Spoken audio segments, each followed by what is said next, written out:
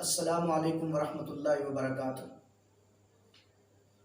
آج ہماری گفتگو کا موضوع علم الاعداد سے متعلق ہے کہ عام طور پر ہم دیکھتے ہیں کہ دکانوں کے فیس پہ اور کہیں دیواروں پر، کہیں پینا فلیکس میں، کہیں میسج سینڈ کرنے میں 786 ورڈ لکھا جاتا ہے، یعنی ہندسوں کی صورت میں 786 لکھا جاتا ہے اور اسے بسم اللہ الرحمن الرحیم کا متبادل سمجھا جاتا ہے۔ آج اس حوالے سے ہم نے یہ گفتگو کرنی ہے کہ کیا 786 بسم اللہ الرحمن الرحیم کا متبادل ہے یا ہو سکتا ہے یا نہیں۔ اگر تاریخی اعتبار سے دیکھا جائے تو 786 یعنی علم الاعداد، اس کی تاریخ کا کوئی خاص علم تو نہیں ہے، البتہ یہ معلوم ہوتا ہے کہ علم الاعداد دراصل یونانی، آرینز، مصری اور عبرانی تہذیب کا حصہ ہے۔ اگر اس سے بھی تھوڑا سا ہم قدیم زمانے کے اندر چلے جائیں تو ہمیں یہ پتہ چلتا ہے کہ حضرت ابراہیم علیہ السلام کے جو والد، جن کا نام طارخ بن ناخور بتایا جاتا ہے، جو کہ معتبر تاریخی روایات کے اندر مذکور ہے، یہ نمرود کے زمانے میں تھے۔ نمرود کا خاص وزیر تھا، نمرود کے بت کدے کا گدی نشین تھا اور بال بت کی حفاظت کرنے والا تھا۔ اس بت کدے میں 9 دیویاں اور دیوتائے تھے۔ اب ان دیوتاؤں کی گنتی اور کاؤنٹنگ اور عدد کے مطابق ان کی تعداد جب 9 بنتی تھی تو اس نے 9 کا فگر زیادہ تر متعارف کروایا اور اس کی اہمیت اور اس کی تقدیس کو لوگوں کے سامنے واضح کیا، کیونکہ وہ 9 کی فگر میں دیوتے یا دیوتائے تھے۔ اس طریقے سے اس کو تاریخی اعتبار سے علم الاعداد، نمرالوجی کا ماہر اور ایکسپرٹ مانا جاتا تھا۔ پھر آہستہ آہستہ وقت گزرنے کے ساتھ ساتھ اس علم الاعداد کو اس طریقے سے ترقی دی گئی کہ اسے عربی زبان کے ساتھ بھی منسلک کر دیا گیا، اور یوں جو عربی کے حروف تہجی ہیں جن کی تعداد 29 بنتی ہے، تو ان کے جو حروف تہجی ہیں، الف ہے، با ہے، تا ہے، ان کی قیمتیں یعنی ویلیو آف ورڈ بنانے کے لیے ان کی قیمتیں اور عددی حیثیت کو متعین کیا گیا۔ پھر یہاں پر ایک سازش ایسی ہوئی کہ عربی کے حروف تہجی جو ہیں ان کی ترتیب وہ نہیں رہنے دی گئی جو کہ ایک معروف ترتیب ہے، بلکہ اس ترتیب کو یکسر بدل دیا گیا، اور جہاں ترتیب کے لحاظ سے دیکھیے الف پہلے نمبر پر ہے، با دوسرے نمبر پر ہے، تیسرے نمبر پر تا آنا چاہیے تھا۔ تو علم الاعداد کو ترقی دینے والے ان یونانیوں، فلسفیوں، متکلمین اور مصریوں اور عبرانیوں نے مل کر اس کی ترتیب کو بدلا۔ الف کی ویلیو انہوں نے 1 رکھی، با کی ویلیو انہوں نے 2 رکھی، اور پھر تیسرے نمبر پر تا کو حذف کیا، ثا کو حذف کیا، پھر جیم پر چلے گئے اور جیم کی جو ویلیو ہے وہ انہوں نے 3 رکھی۔ اس طریقے سے مختلف حروف تہجی کی جو ویلیو ہے وہ انہوں نے مقرر کرنے کی کوشش کی، اور اس طریقے سے اگر دیکھا جائے تو ترتیب کے مطابق کاف کی ویلیو 29، لام کی ویلیو 30، میم کی ویلیو 40، سین کی ویلیو 60، عین کی ویلیو 70، فا کی ویلیو 80، صاد کی ویلیو 90 مقرر کی گئی۔ اب اس طریقے سے اگر ہم دیکھیں تو کیا ان اعداد کا پڑھنا دراصل الف با تا ثا جیم ہا خا دال ان کو یہ پروف کرتا ہے؟ کیا ان کے یہ متبادل ہو سکتے ہیں علم اعداد یا نہیں؟ بات دراصل یہاں پر ہے۔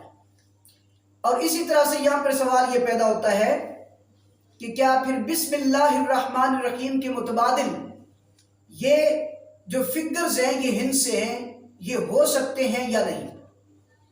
تو اگر غور سے دیکھا جائے اور تدبر کیا جائے تو علم النجوم کی طرح علم الاعداد بھی ایک علم وجود میں لایا گیا ہے۔ علم النجوم سے مراد ستاروں اور سیاروں سے متعلق خیالات کے مجموعے کو کہتے ہیں اور تخمینے کو کہتے ہیں، جو کہ دراصل شیاطین کا ایجاد کردہ علم ہے۔ اور علم النجوم سیکھنا، سکھانا اور اس طریقے سے اس کو اپنی عملاً زندگی کے اندر نافذ کرنا یہ قطعاً درست نہیں ہے۔ اسی طریقے سے علم الاعداد کو بسم اللہ الرحمن الرحیم یا اسی طرح قرآن کریم کی دیگر ورسز یا عربی کے کسی بھی مقدس ٹیکسٹ کو لے کے اس کے مطابق ان ہندسوں کا پڑھنا یہ قطعاً درست نہیں ہے۔ اب اس میں ہم تھوڑی سی یہ باتیں ذکر کریں گے کہ آیا اس کے پیش نظر مقاصد کیا تھے، کیوں اس کو علم الاعداد کو متعارف کیا گیا اور خاص طور پر عربی عبارتوں کے اندر اس کو کیوں اپلائی کیا گیا۔ میں یہ سمجھتا ہوں، میری اپنی جو رائے ایک اسٹڈی کے بعد بنی ہے وہ یہ بنی ہے کہ دراصل اس علم الاعداد کو متعارف کروا کے عربی کے جو اصل الفاظ ہیں ان کو پس پردہ بنایا گیا ہے تاکہ ان کو کوئی بندہ پڑھ ہی نہ سکے۔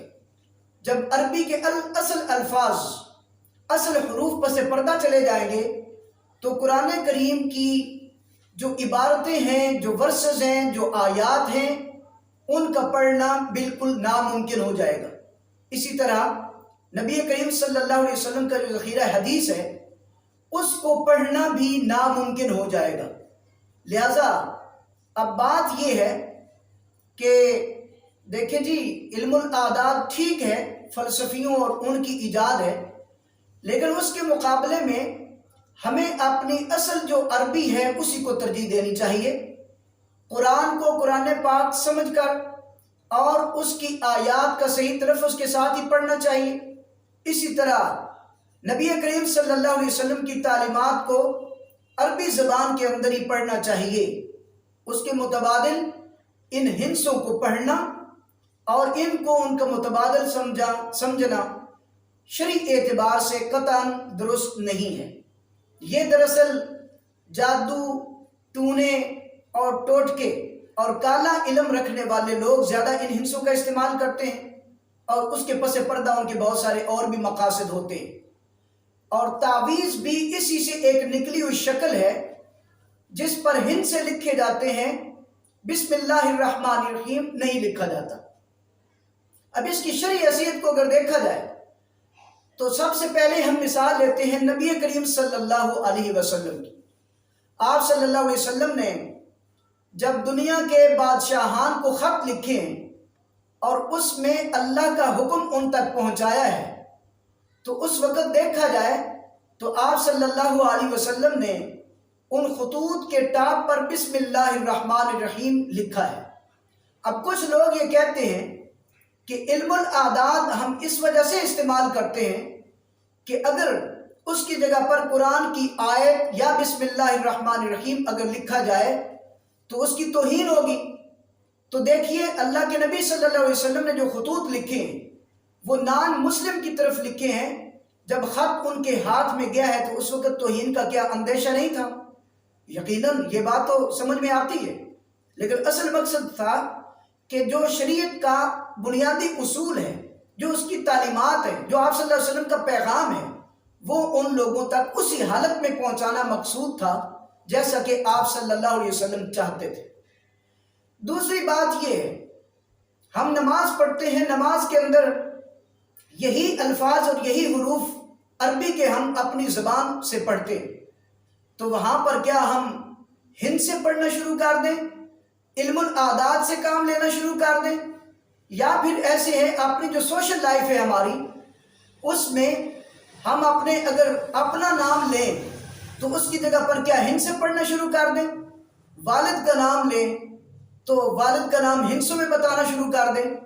تو اس وجہ سے ایک عقل کے لحاظ سے بھی، شریعت کے لحاظ سے بھی کسی طور پر بھی علم العادات کا استعمال نہیں کیا جانا چاہیے۔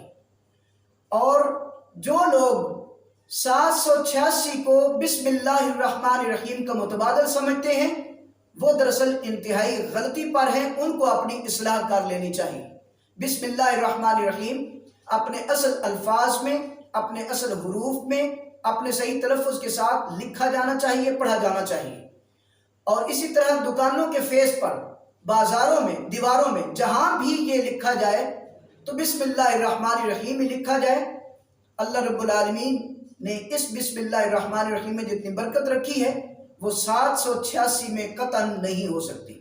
اس وجہ سے ہماری فائنڈنگ یہ ہے، گفتگو کا خلاصہ یہ ہے کہ بسم اللہ الرحمن الرحیم اپنے اصل تلفظ کے ساتھ پڑھا جائے اور اس کے بدلے میں 786 لکھنے سے گریز کیا جائے۔